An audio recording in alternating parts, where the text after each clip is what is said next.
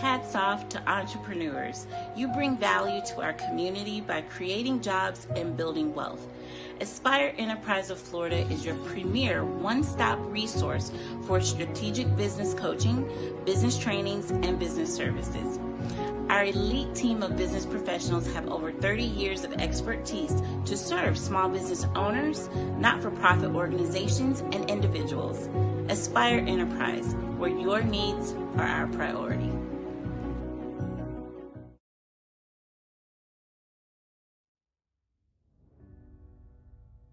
Hi, Palm Bay. I'm Ron Medina, your candidate for mayor. With your support, when elected, we will immediately move forward to take the necessary actions to restore transparency, to restore accountability, responsibility, and the respect of our beloved city. It's evident through recent audit findings and oversights meeting in Tallahassee that our city has engaged in financial decisions that clearly have put our citizens and our financial stability at risk. The headlines of our city once promoted a city that cares, finalists for a City of the Year, and a community with a great future. Now, today, the headlines promote our city as one with escalating crime, an interchange to nowhere, mismanagement, state-imposed audits, and playgrounds closing due to equipment being unsafe. We must stop this downward spiral of our once financial secured, beautiful community.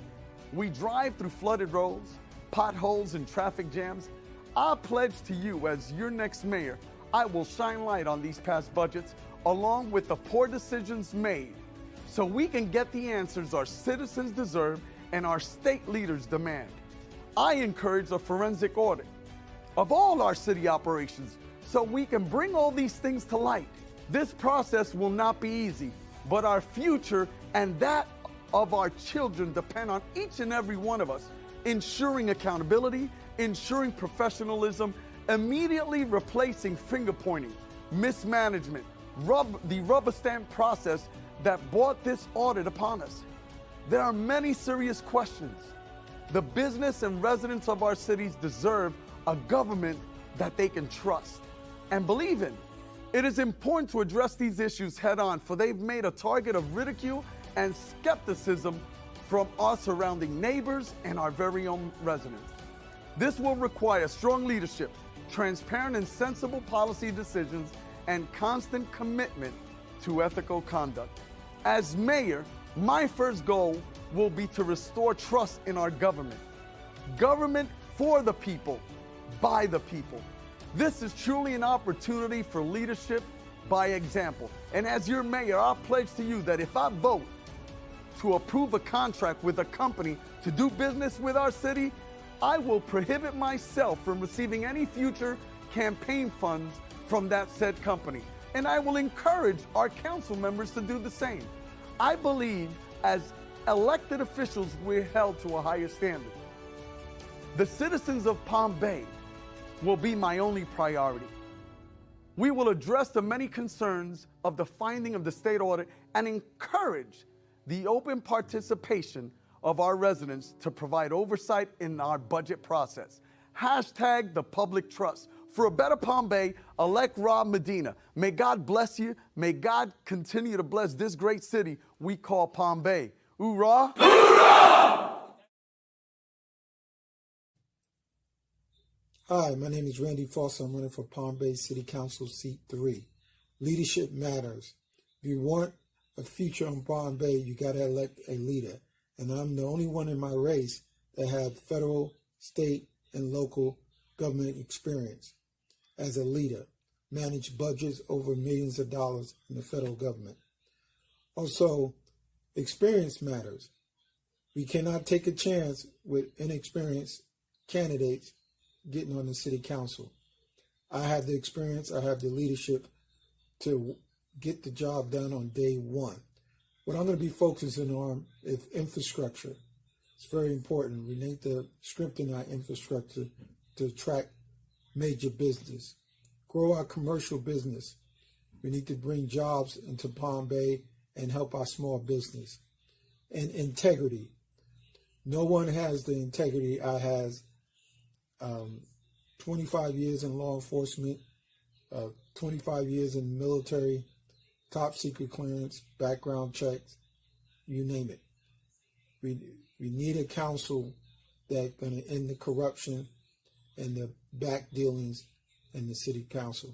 So vote randyfoster.com, and I'll see you in November. Thank you.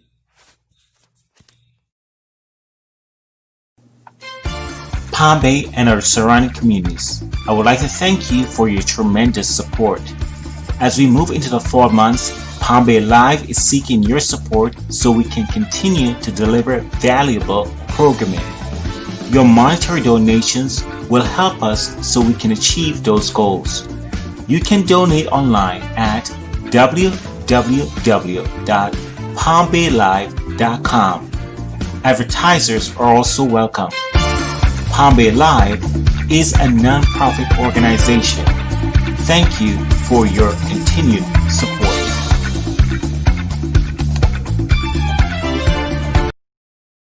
Hello, Palm Bay. I am Kay Mirage, and I'm running to be your next mayor. I currently sit on the Planning and Zoning Board as well as our Community Development Advisory Board. I'm a mom, I'm a small business owner, and I've been married to my husband, Lynn Volk, for 19 years. And together we have an amazing 17-year-old son who's about to head off to college. Palm Bay needs fresh, bold leadership, one who is an embracer of change, diversity, and inclusion, who is proactive and thinks outside the box. They need to be free from conflicts of interest and owes no favors to the who's who. Our next mayor should be informed and have a true understanding of the issues and be ready with plans to help solve them. They must be open to have dialogue with you and empathize with your concerns. I am that leader. I'm ready to work with council to earn back public trust, bring transparency and accountability to all levels of city government. I am your voice, and I'm that unifying force that is ready to guide our city towards smart growth and a very successful future. For more information, visit palmbayk.com, and on August 18th, vote Kay Mirage for Palm Bay Mayor. Kay is the right choice for Palm Bay. I'm Kay Mirage, and I approve this message.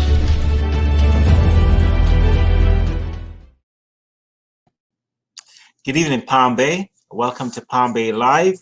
Yeah, we are going into the fall months and getting ready for the general election. And I welcome you to our programming. And we have a slate of lots of interviews lined up going into the fall. And so I did make a decision, an executive decision, to halt for now answering questions live on the air. And the reason being is I am a one-man person. And when happens is that right now the show has grown in popularity, and I thank you guys for that. And there's a lot of questions that comes in, and folks get mad at me when the questions don't get asked. And it is impossible to navigate the comments area to find those questions many times. So to avoid that, I've implemented a strategy wherein the questions need to come in to my Gmail account. So send them to palmbaylive@gmail.com, palmbaylive@gmail.com ahead of time, at least one day ahead of time, to make sure the questions gets asked. This will allow me to add the questions to my sheet and my questions sheet and all that good stuff. So it takes gives me less work, because right now it's very hard for me to navigate all the comments that's coming in in order to find those questions while I'm asking the interviewer, the individual I'm interviewing questions. It's very difficult to do that as a one-man person running this show. I sure do appreciate you guys sticking to this for now. Let's see how this will work. But this is what I have to do, because it's very, very difficult for me to operate all these different behind-the-scenes stuff in order to make this thing work on my own. So I appreciate that. And again, it is what it is. For now, this is the approach that we're going to take. And yeah, so we did have 2 questions that come in from the public for this event. Thank you for the individuals who sent in the questions, and they will get asked.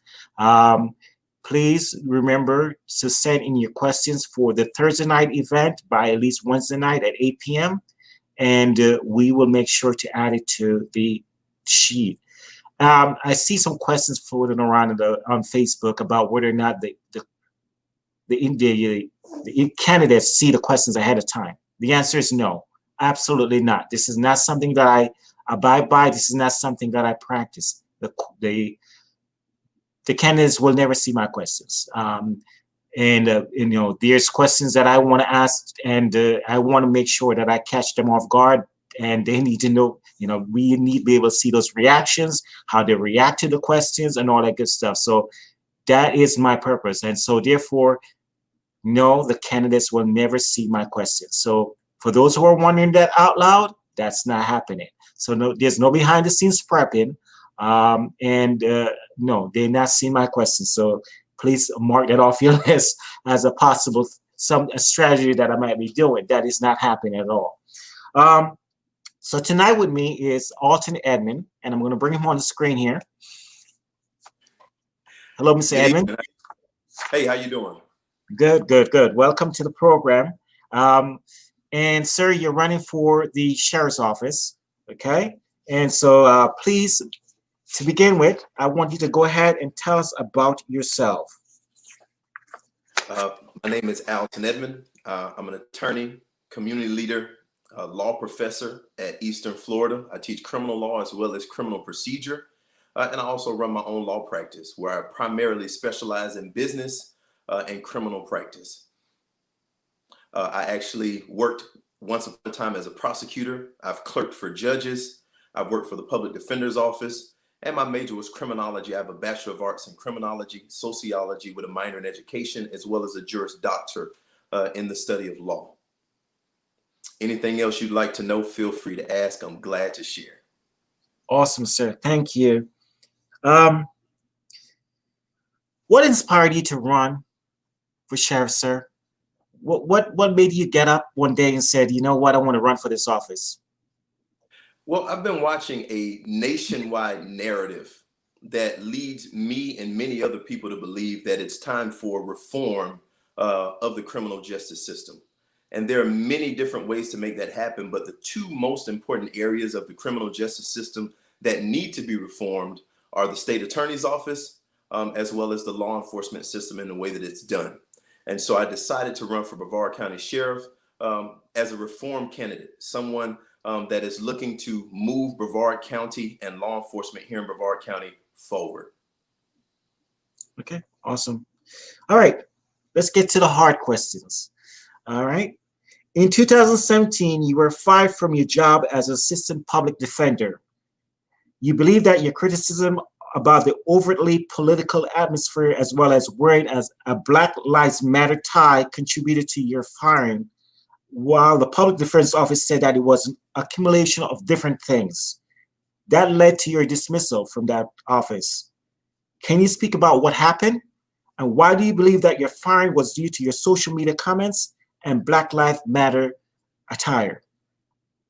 Sure. The fact of the matter is, I was fired on the same day that I made a Facebook post that was basically, before I got to work, made a Facebook post that was basically commenting on discrimination that people face, and I alluded to the tie that I was forbidden from wearing in my office. I was then fired that same day in retaliation for making that post. It's the range of time in which I was fired from my job is clear, that it was associated with the Facebook post that was associated with the tie and that alluded to the tie. But I'm thankful for that experience because I learned and grew a lot from that experience. And now that I operate my own business, I have the freedom to really get involved in the community so that I can help Brevard County move forward in many different ways. Okay. So can you discuss your connection with Black Lives Matter? I mean, Sure. What is the connection with them?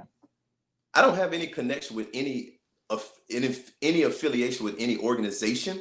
I actually Googled the Black Lives Matter organization and I saw that they don't even have a branch in the state of Florida because people have been saying that I'm a part of some sort of Marxist organization, which isn't true. And there's no basis for that. I've never had any sort of membership or affiliation with any particular organization. I'm just someone that believes that the lives of Black people should have equal weight and equal value in our society. Okay. How do you respond to allegations that they're a terrorist organization? I don't know. I don't know what type of organization they are, because I'm not a member of that organization. I'm not affiliated with that organization. So I don't have a response, because I don't know anything about that organization that's not even in the state of Florida. Okay. Do you support the movement in any way? Well, there's a difference between the movement and the organization. Okay, so do you support Black Lives Matter? I support the proposition that Black lives matter equally to every other life. But I don't support any particular organization. I need to make that clear, because those are two different things. Okay. Great question, though, Kevin. All right, great. According to your website, you're committed to transparency, accountability, civility, and community. How do you envision the role of the sheriff's office changing based on these principles if you're elected? A few easy changes are body cams on officers to capture the great work that officers are doing when they're doing right, and to make sure that they're held accountable when they put the citizens of Brevard County at risk. Transparency in the budget, to make sure that the budget is something that we can see. I did a little experiment. I went to the City of Cocoa website, City of Palm Bay website, Rockledge, Titusville, Cocoa Beach, and I went onto their actual website, put into the search bar budget, and I was able to pull up all of their budgets without having to do a public records request, without having to spend any of my money. But when I went to the sheriff's office website, the budget is not on the website. I had to do a public records request, and I was charged $81 an hour for the 2 hours that it supposedly took for me to request those records that my tax dollars pay for. So transparency is something that's the simplest for me. When it comes to civility, just the way that we treat people, the enforcement of the law and the interdiction of crime shouldn't involve bullying, shouldn't involve scare tactics. It doesn't need that, doesn't require that. And many counties who do a very effective job, and even better job than we do here in Brevard County, don't have tactics like that they employ to stop crime and to prevent it and to reduce it. Okay. You said you believe that it's time for change. What does change look like for you? What does change look like? For me, change comes in a lot of different ways. One, the way that hiring is done, the way that our law enforcement agency at BCSO represents the community is an important change that needs to be made. If you have looked at the statistics, everyone should be aware that there are more women in Brevard County than men. But when we go on the Brevard County Sheriff's Department website and we look at the command staff, there's only one uniformed woman on the command staff out of over 20 uniformed commanders at the Brevard County Sheriff's Office. Why are women not represented in the Brevard County Sheriff's Office? Why are minorities not represented in the Brevard County Sheriff's Office? When it comes to change, that's one thing that can change. And also, to get back to that transparency piece, those body cameras, a transparent budget, those things are also very important, and they need to change immediately. Okay. And I think I have a question about body cams, so we're going to get to that in a second. How will you address systemic racism in Brevard County? And does it exist to you? I'm sure it does here in Brevard County, like it exists just about everywhere. To address the issue, one is to hire more diverse staff in BCSO, and that includes more women for sure, more minorities for sure, making sure that women and minorities have a fair shot at being promoted into commander positions, into major positions, into lieutenant positions, because it's important to have agencies that serve the citizens of Brevard, represent the citizens of Brevard. It's important that women feel valued in public services and public works and public safety. It's important that minorities feel valued and included in public services and public works. Okay. I'm going to get to a question that pops up now and again online, and right now with everything that's going on, it is a question that is troubling. Do you believe in defunding the police, sir? No, I don't. I believe in making sure that our law enforcement agencies are properly funded and that the funds that they receive are properly used and spent. For me, it's important that my tax dollars be put to good use. And so that's why that transparency as it relates to the budget is so important. I have no way of knowing how my tax dollars are being spent if those numbers are being hidden from me and from other members of the public here in Brevard County. Okay. Sheriff Wayne Ivey is very popular in this county. What makes you believe you can beat him? What makes you think that you, as Alton Edmond, can go up against a loved person in the county, as many sees it? Well, I played football, I wrestled, and I played a few other sports in high school. And I remember my coach saying that no matter how good you think you are, anyone can be beaten on any given day, depending upon the circumstances.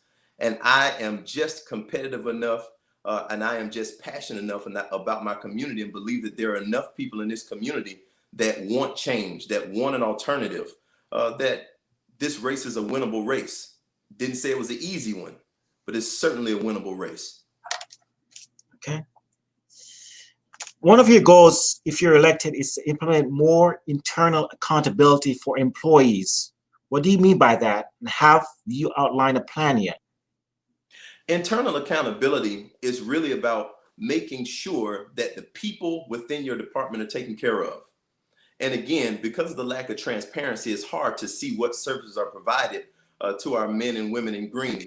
But I tell you this, my brother served in the Marines of the U.S. military for 12 years, and he suffers from PTSD. And there are many different services that is important to make available to people that face these different things. Our law enforcement officers at the Brevard County Sheriff's Office, they see traumatic things each and every day. I can't imagine the atrocities that they must face.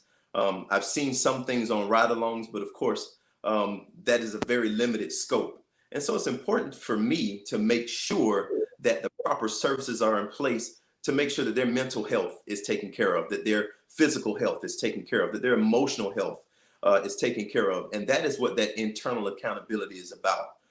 It's about a leader being accountable to the people that he or she leads. Okay. Why do you believe, I'm sorry, let's go back.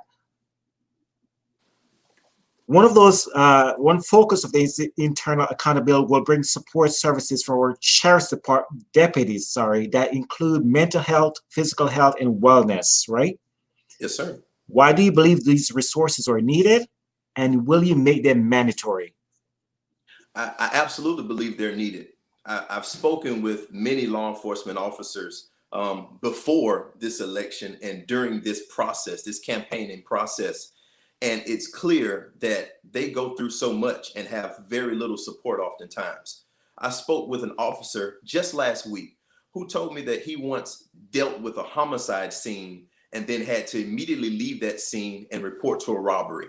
And he never received any counseling services. No one ever checked up on him to make sure that he was okay.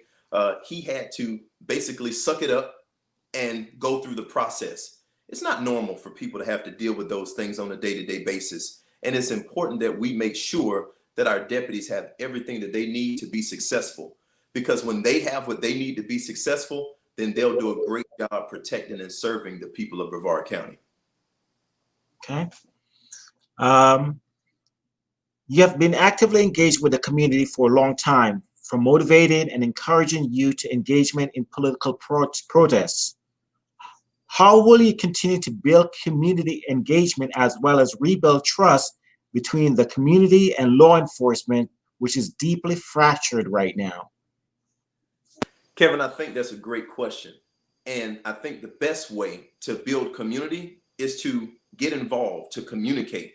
I think that many politicians do a great job of showing up to events, taking pictures, being a part of photo ops, videos, marketing, public relations. But many public and elected officials do a terrible job of really making lasting connections in their communities. For me, it's important to get my hands dirty and be a part of the projects that are helping to make our community better. I'm on the board for Emma Jewell Charter Academy. I spent the weekend helping to build an outdoor classroom. It required me to dig. It required me to get down in the dirt and get dirty to make sure that we got cement poles in the ground, to make sure that we had canvases up, to make sure that we got benches painted and different flowers planted. And these are the different things that we need in the community. And if you follow, and if you look at my history, you'll see that I'm a leader that doesn't have a problem getting his hands dirty and really becoming active and involved on the front lines of what the community needs. Okay. Your website states that you will create a community partnership oriented model to the sheriff's office, one that values and encourages transparency, accountability, and civility while keeping our county safe. Can you describe what you mean by community partnership oriented model, and what ideas do you have that to bring to this vision to life? Absolutely. A community-oriented and partnered relationship really centers around those deeply intertwined connections between law enforcement and the communities that they serve. And there are several different programs that I'm already participating in that are not currently participated in by the Brevard County Sheriff's Office that our community could benefit from being involved in as it relates to BCSO. One is called Hey Blue, and it's a simple program, but basically law enforcement officers and community leaders go into classrooms, and because of COVID-19, we've been doing these different sessions virtually. And so we, community leaders and law enforcement officers, go into these virtual sessions and we read books to kids so that children can have positive interactions with law enforcement officers, so that they can see law enforcement officers in a positive light. And I'll tell you why this is necessary, Kevin, because I grew up in a community where the only time that I saw law enforcement in my community was when they were coming in to make arrests. And that is a very unfortunate thing. Children in the community should see law enforcement officers as regular people, as people that are there to protect, to guard them, and to serve them. And so to get law enforcement officers involved in programs like Hey Blue, as well as Bigs with Badges through the Big Brothers and Big Sisters program. I sit on the board for the Central Florida branch of the Big Brothers and Big Sisters program. And we have a program that links teenage boys, I believe it is mostly teenage boys, with law enforcement officer mentors. And that's another program that our Sheriff's Department has not partnered with, but that has reached out and that is open to partnering with the Brevard County Sheriff's Office. That's a program that could help to get some of these teens that have been involved with some of these instances of gun violence and other crimes in our neighborhoods, get them paired up with mentors that can help to keep them engaged and can steer them away from some of the paths that lead them to picking up guns and following a path of criminality, to connect them with law enforcement officers and mentors that are about positive things in the community, that are about public safety. That's something that could definitely benefit our community, and something that Big Brothers and Big Sisters has been doing for some time because they've seen the benefits of programs like that in the community. Those are the type of programs that, as your sheriff, I would partner with our sheriff's office to make sure that we are making real and lasting connections with our community, to make sure that children and teenagers are not afraid of law enforcement, do not fear law enforcement, but respect, love, and appreciate and have genuine connections with law enforcement. I want to see the types of connections where children see a law enforcement officer in a school and they walk up and want to hug them and want to say hello, and they know them by a first name basis. Those are the types of connections that we should see between youth in the community and law enforcement that we seldom actually see, unfortunately. Talk about your experience this weekend with Hey Blue. Yeah, that you went to. Go ahead. Could you repeat the question, please? Yes, you went to the Hey Blue event, right? Absolutely. Yeah. I was someone that helped out with that Hey Blue event, and that's the one that I was talking about. That's what I referred to when I spoke of helping to build an outdoor classroom.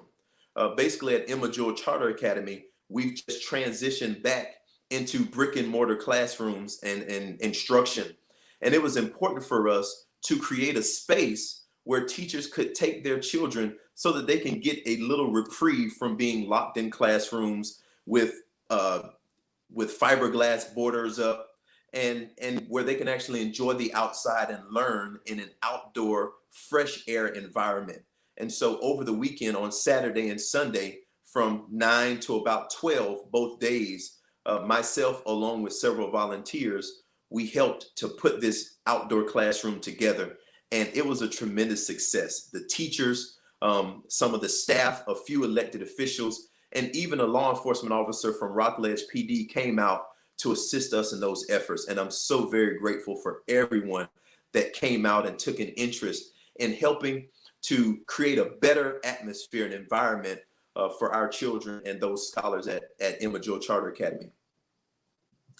Okay, Mr. Alton. Tell me, I'm pretty sure you have gone over the budget with BCSO. So you plan on publishing the BCSO budget and giving taxpayers the opportunity to engage in the process. How will you promote and implement public participation in the budget to ensure fiscal responsibility? Well, that's a simple process, Kevin, actually. Right now at our county commissioner meetings, when the budget is up for review, and when there is a request for an increase in the budget or some change in the budget before the county commissioners, that goes before a public hearing. It is absolutely possible to have a sheriff that welcomes the public and gives the public an opportunity to comment on the budget that they can actually see, that is visible, so that they can see what's being done with the money and actually come to the county commission meetings and voice their opinions as to that budget. But if that budget isn't visible, if it's not transparent, then that opportunity is taken away from tax-paying citizens that help to make that budget with their hard-earned money. Okay, great. Awesome. There's an ongoing battle going on right now with Sharon Wave Ivy in the public sphere in regards to the releasing of a tape. Can you speak to that? And what are your stance on that releasing of this tape that is purportedly out there? You know what I'm talking about? Sure. That tape that you refer to is a video that involves Gregory Edwards, who was a combat military veteran who about a year and a half ago, almost 2 years ago, died in BCSO custody. And what basically happened is he had a PTSD episode that caused him to become a little bit out of control when he was at a Walmart over in West Melbourne. And basically he was arrested for battery because he began to flail around and he did strike someone. Instead of getting him some of the mental health services that he was in dire need of, as his 9-month, his wife that was pregnant, 9 months pregnant with his child at the time, screamed that her husband was having a PTSD episode because she herself was a combat military veteran and she understood the signs that he faced. She screamed that he needed medical help. And she believed that when he was taken into custody, that he was being Baker acted and actually was going to receive the medical care that he needed. Unfortunately, that wasn't the case. He was transported to the Brevard County Jail that is under the care of the Brevard County Sheriff's Office under the leadership of our current sheriff. And while he was there, he continued to act out because of his PTSD episode and the condition under which he was in. And in response to that, he was struck multiple times with a closed fist. He was tased, I believe, 6 times. He was pepper sprayed. He had a spit mask placed upon his head, and then he was left alone in a jail cell in a chair that many call a torture chair. He was strapped to a chair, unable to move, and he was left there for an extended period of time, I believe nearly 20 minutes, before Brevard County Sheriff's Office employees came in and found him non-responsive. He never spoke again. He never had the opportunity to see his children again. He never had the opportunity to see his wife again or his family because that opportunity was taken away from him. He was deprived of the medical attention that he needed after the incident with law enforcement, and as a result, he was pronounced dead once he was finally transported to the hospital. Okay, let's talk about gun violence. As someone who's committed to and the community, how will you address gun violence and educate the Brevard community on gun safety? And this goes back to that community policing model. And I think everything really can be touched on by when we talk about community policing. Community policing really making those contacts with the people that are most affected by gun violence. I've been a part of several community events that have taken place just in the past months in response to gun violence. Just this weekend, I was out in Titusville at the Wheels Up, Guns Down event that had a great turnout. And there were many people there that spoke to the way that their families were affected by gun violence. And many people in the community there in Titusville that lived in Titusville and that also resided in different parts of the county showed up just to show their support for a cause to end gun violence in Brevard County. And I've also been a part of other endeavors. But when we talk about those community connections, the Bigs with Badges is a great program that can pair law enforcement officers with those at-risk youth that are at risk of getting involved in gun violence. And so if we can reach those young people before they pick up guns, if we can pair them with mentors that are involved in law enforcement and public safety, if we can put them on positive paths, if we can show them that there's a better way to live their lives, that there's a better way to pursue their futures, that there's a better way to press forward here in Brevard County, then I think that we will see a dramatic decrease. And what I hope that we will see is really some of that gun violence that our teenagers especially are dealing with, that gun violence skips a generation. Because the last I checked, there had been 24 homicides here in Brevard County, but that was about a month ago. And so I'm not sure what the numbers are right at this particular moment, but as of a month ago, there were about 24 homicides right here in Brevard County. And unfortunately, even with COVID-19 and large gatherings for the most part being decreased because of COVID-19, we're still seeing consistent numbers in gun violence right here in Brevard County, unfortunately. And something needs to be done. And that something needs to be partnering with people in the community, going into the communities that are most affected by gun violence and partnering with those people so that we can take the people that are involved in that gun violence and make those arrests when they need to be made after the gun violence has been committed, but take preventative and proactive measures before the gun violence has been committed to make sure that those young people have positive outlets, positive connections, and positive relationships in their communities. Okay, most important question. What will you do differently if you're elected? Great question. I will make a transparent budget. I will implement and find somewhere in that $140 million budget, I'll find $3 million so that we can get some body cams on those BCSO officers. I will make sure that there's accountability for those officers and that they're taken care of and they have the services that they need to be effective at their jobs, to be most effective at their jobs. But I'll also make sure that they're held accountable when they do things that put the community at risk. When I speak to law enforcement officers, what they tell me is that there's nothing that disgusts them more and ticks them off more than when officers do things that disrespect and besmirch the badge.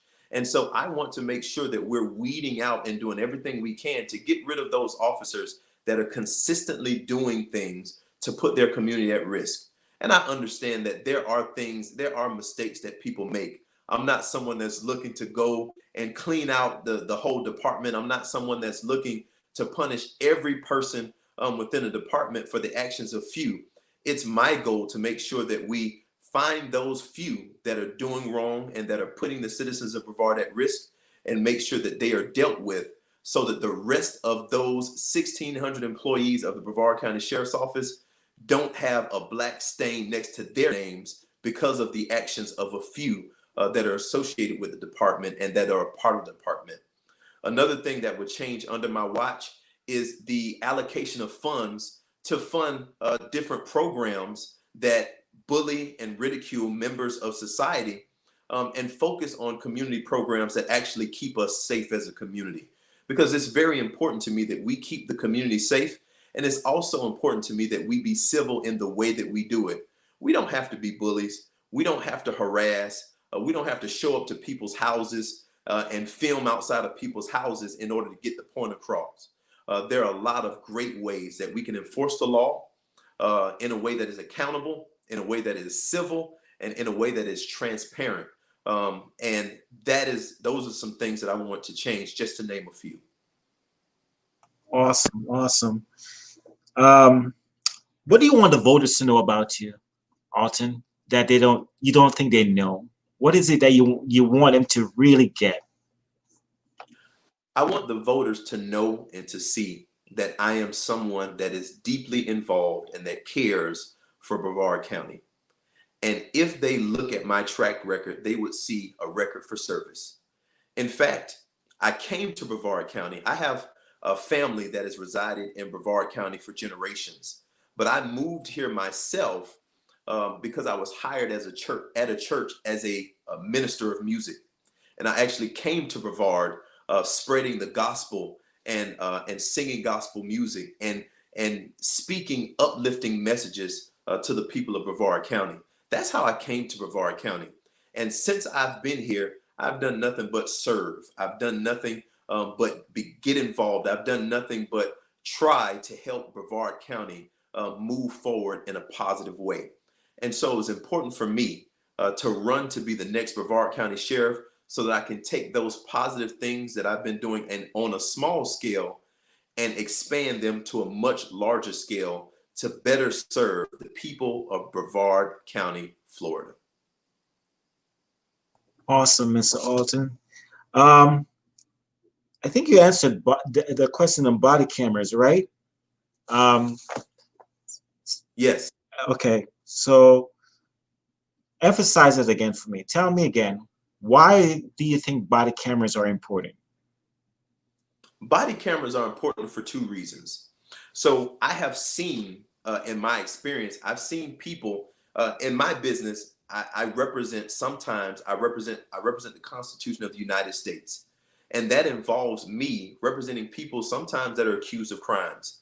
And I've had people come to me and say, this officer did this, this, and this to me. And once I requested discovery and looked at the video and showed it to my client, I was able to quickly dispel that notion, because the video showed sometimes those officers were being very professional and weren't doing anything that my client claimed that they were doing. And so in those instances in which there was body cam, those officers were protected. The officers that did well, that did right, that protected the citizens and served the citizens of Brevard correctly, they were protected by the body cam footage. And in those situations, I told my clients, it might be best that you go ahead and resolve this case with a plea, because this isn't a case that you'll probably win if we go to trial. But on the inverse, in the reverse, I've also seen body camera footage that revealed egregious acts of police brutality and other situations in which law enforcement officers exceeded their power, exceeded their duty, and violated the constitutional rights of citizens. In fact, I received a call maybe 2 weeks ago from a community member whose house camera footage, her ring footage on her house, captured an arrest that happened outside of her house. And a law enforcement officer that was a part of that arrest came up to her house and tried to move her camera so that it wasn't pointed toward that arrest. I think that's a major issue when you have a law enforcement officer that not only doesn't have body cameras on them, but that is trying to obstruct cameras that are capturing what they're doing. And so that lends to the narrative that that officer was doing something that he shouldn't have been doing. And that is an unfortunate thing that can reflect on an entire agency, and it shouldn't reflect upon an entire agency. And so that is the reason why body cams are important, to make sure that good officers that are trying to protect their communities are protected, and to make sure that officers that put the community at risk and that give the whole agency a bad name are rooted out and removed from that agency. Let's go back for a second. We were talking about the releasing of this videotape. Something just came up to mind. There's apparently there's a statute out there about public records that he's coding, right? And so, as a lawyer, do you believe that this statute is relevant in this case? Absolutely not. And it's clear that it's not relevant because even a couple weeks before the Gregory Edwards situation, there were shows that depicted the inside of the Brevard County Jail. And you can go on YouTube right now, wherever you are, and you can watch shows and videos that show, and they are published by the Brevard County Sheriff's Office and our sheriff, that show the inside of the jail, that show the booking process, and that show the inner workings of the jail. And so to say that security of the jail is an issue when there's video that has been publishing the inside of the jail for months is obviously a misgiving and a misstatement. It's clear that security isn't the issue, but what is on the tape and the contents of the video may very well be an issue. And that's part of the reason why currently the Brevard County Sheriff's Office is in a lawsuit, and they are trying to prevent the release of that video, and they're doing everything that they can to make sure that the proceedings are delayed for as long as possible. If there was nothing that happened that was wrong in this video, then it would be no reason not to release it. If there was no wrongdoing, then there would be no reason why this public record shouldn't be open and available to the public. And in fact, in the Gregory Edwards situation, West Melbourne PD immediately and very expediently released the video footage that they had. And so they released all the evidence that they had as to Gregory Edwards' arrest. And so you can see the videos of him being put in the police car.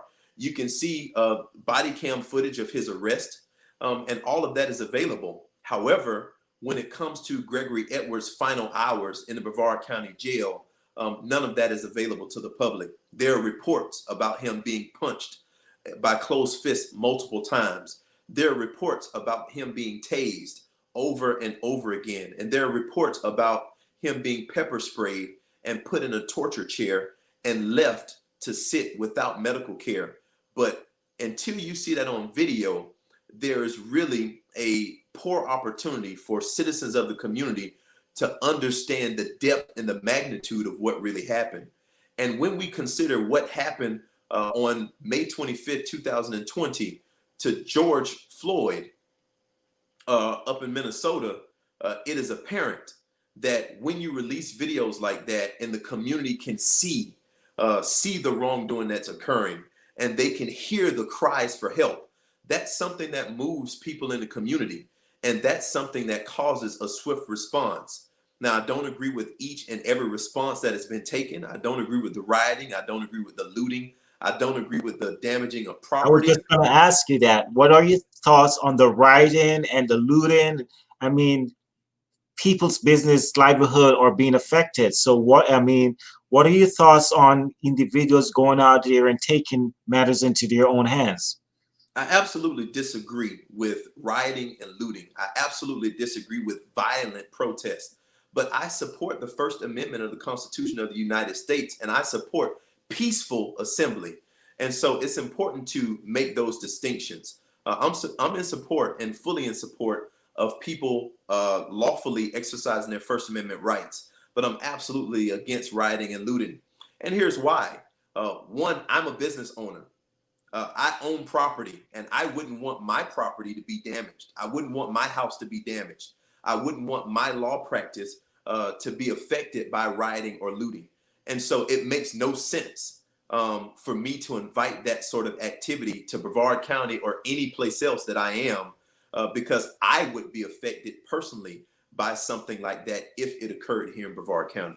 And that's one of the things that I saw being propagated around social media, that an Alton, Sheriff Alton would bring that kind of environment into Brevard County. So you're dismissing that myth that would never happen here in Brevard County, correct? Absolutely. And the fact of the matter is, when we look at the people that have been saying things like that, most of those people are affiliated with my opponent in some way.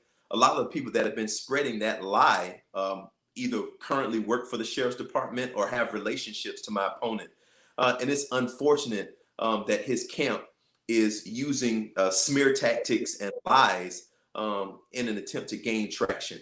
If he's a more qualified opponent and if he is worthy of his office, it shouldn't take a smear campaign for him to be reelected. It should be based on the issues. And the issues that I'm running on are accountability, civility, transparency, and community. And that's what I try to always get back to.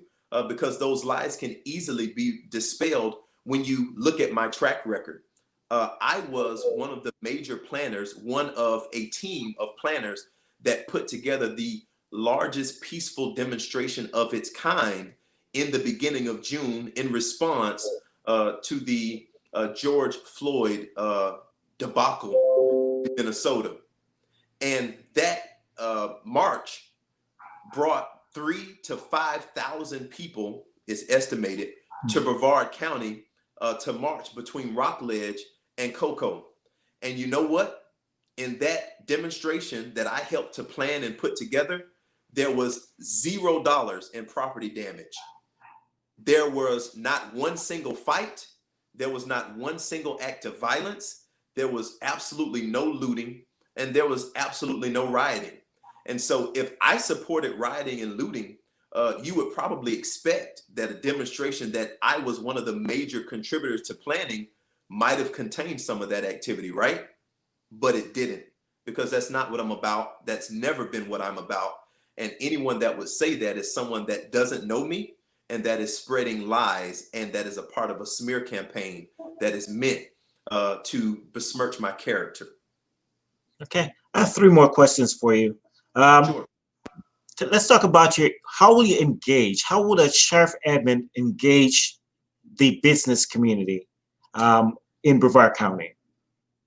I will continue to engage the business community in the way that I've always done it. As a business person, it's important for me to make connections with other business people. Right now in my law practice, I have relationships with many attorneys all over Brevard County, because when I can't make it to court, or if someone else can't make it to court, they'll text and reach out to me and I'll cover for them.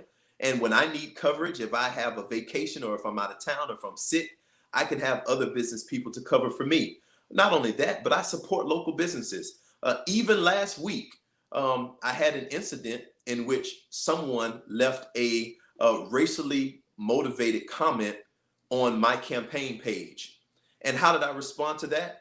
Well, I reached out to the people that made that comment, and I responded to them, and I publicized that comment, and we found out that that person was affiliated with a local business. Upon reaching out to that business, I found that the person that was sending and making those comments and sending those messages to me was not affiliated with that business anymore. And in fact, there were many people that saw that comment that was made and associated with the current owners that have nothing to do with that comment.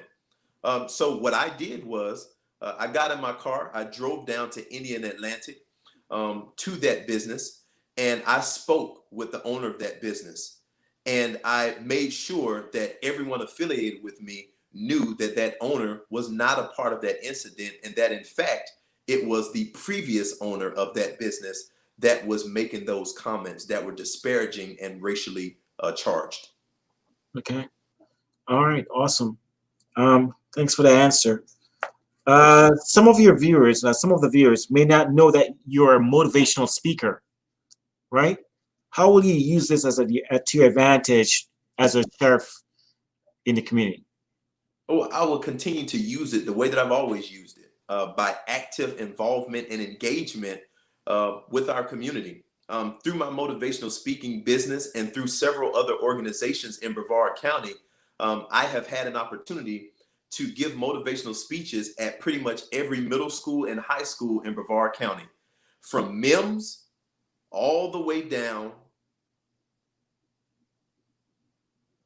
to Palm Bay, I believe is the southernmost that I've gone to give motivational speeches.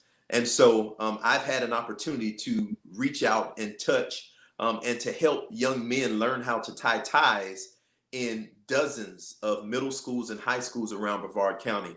And I would continue to do that work.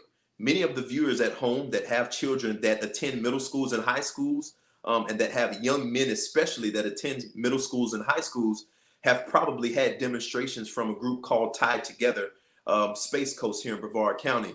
And many of them have most likely heard or seen me be a part of those activities because I have been very actively engaged in that organization for the last 2 years or so that I've known about it, and since I've been invited to be a part of it. And so I would continue to use that motivational speaking platform to empower and to inspire the people of our community to pursue positive pursuits, to overcome adversity, and to push forward toward their dreams, as I have always done. Thank you, sir. Ms. Edmond, it's been a lovely 1 hour. You've answered my questions, even the challenging ones, and I think I hopefully was able to bridge that gap and give the information that was needed for the public to decide whether or not you're a suitable fit for office. At this point in time, what I'm going to ask you to do is go ahead and give your speech as to why you should be elected the next sheriff of Brevard County. And I'm going to remove myself from the screen so you can deliver that message, sir. Thank you so much, Kevin. I appreciate first and foremost the opportunity to be a part of this program, Palm Bay Live. I've had the opportunity to watch several interviews and sessions, and I've been incredibly pleased with the non-biased and very fair reporting that you've done. So thank you for this opportunity. Vote Alton Edmond for sheriff, for Brevard County Sheriff, if you're looking for a sheriff that promotes accountability, civility, transparency, and community in the way that he does business. Right now, it's truly time for change, and we need a sheriff that is a fresh voice to be able to address the fresh and new issues that our county and our nation is facing. Thank you so much for the opportunity. I appreciate the love and support, and I look forward to future opportunities to answer any questions and all questions that the people of Brevard County have for me. Thank you so much. Thank you, sir, for coming, and thank you again, Palm Bay. Join me on this Thursday at 8 p.m.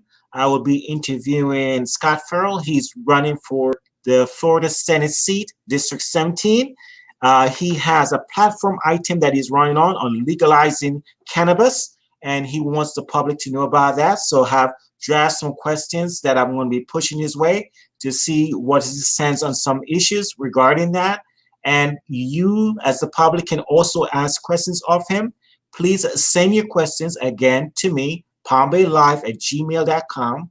That's the preferred method right now, palmbaylive@gmail.com. At least by Wednesday night at 8 p.m. so I can be able to put them down to be asked. And I thank you so much for sticking to these new guidelines, but I have to do it because, again, the show has grown in popularity. Go ahead, sir. I'm sorry, if I could say just one more thing. Yes, go ahead.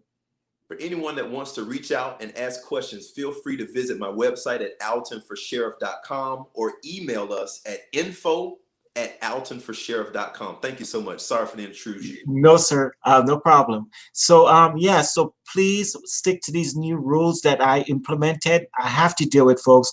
The show has grown in popularity. There's many comments coming in, and it's very hard for me to navigate the comment sections to find those questions. And what happens is when I end the live, I end up with a dozen or so emails, people accusing me of not asking their questions. And I don't want to have that happen. I want to ask your questions. So please go ahead and email them to me, palmbaylive@gmail.com. That's the best method right now to make sure that I get all the questions asked and answered. Trust me, your question will be asked. If I already had it on my list, then it will just be incorporated somehow along with my question. So please stick to these new guidelines for now. We will try this method for now and see how that works out. I know there's a lot of complaints, but I'm only one person. I am only one person, and there's only so much I can do. So please help me out so I can help you and I can bring the message across from the different candidates across the spectrum. Again, thank you again, Palm Bay. Join me on Thursday night at 8 p.m. for the next feature. Again, this is going to be a topic on legalizing cannabis with Scott Furrow. Thank you so much. Good night.